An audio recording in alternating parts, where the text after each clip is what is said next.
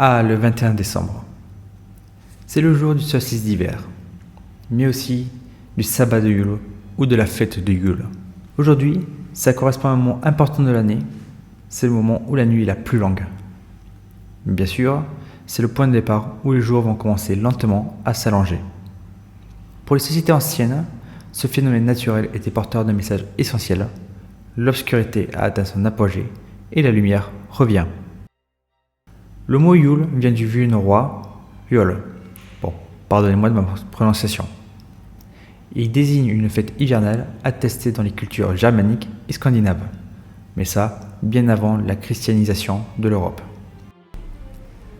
Les sources historiques montrent que Yule n'était pas une fête uniforme. Selon les régions et les époques, elle prenait différentes formes, mais reposait souvent sur des rassemblements communautaires, des festins, la consommation de boissons fermentées, une attention particulière portée au cycle solaire. Dans le monde nordique, Yule était une fête majeure de l'hiver. Les sagas et textes médiévaux évoquaient des célébrations impliquant banquets et rassemblements familiales.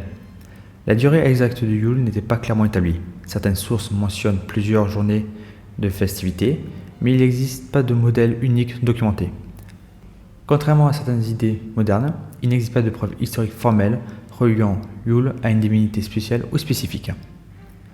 Dans les cultures celtiques, le terme Yule n'est pas utilisé, mais le solstice d'hiver était clairement observé. Dans l'Europe ancienne, le feu jouait un rôle essentiel durant l'hiver. On allumait des feux, des torches ou des bougies permettant d'apporter la chaleur et protection, de repousser symboliquement l'obscurité et de marquer un retour progressif de la lumière. Cette symbolique de feu est commune à de nombreuses fêtes du solstice d'hiver, bien au-delà de Yule lui-même. Une des plus grandes traditions de Yule est surtout la bûche de Yule. C'est une tradition attestée plus clairement à partir du Moyen-Âge, notamment en Europe occidentale. Elle consistait à brûler une grosse bûche dans le foyer, maintenir la flamme pendant la période hivernale, associer le feu à la protection du foyer et à la continuité. Les significations précises varient selon les régions. Bien sûr, la fête de Yule étant symbole de renaissance, les plantes jouent un rôle important. Les végétaux qui restent verts en hiver occupent une place importante dans les traditions européennes, principalement le sapin, le hou, la lierre et le gui. Ils symbolisent la continuité de la vie au cœur de l'hiver et étaient utilisés pour décorer les habitations. Bien sûr, Yule est encore célébré aujourd'hui. Yule est souvent synonyme de repos, d'introspection, de bilan de l'année passée, de préparation symbolique au renouveau. Ces célébrations s'inspirent de traditions anciennes, mais sont des reconstructions contemporaines, clairement distinctes des rituels antiques documentés. Malgré la diversité des traditions, Yule transmet un message commun.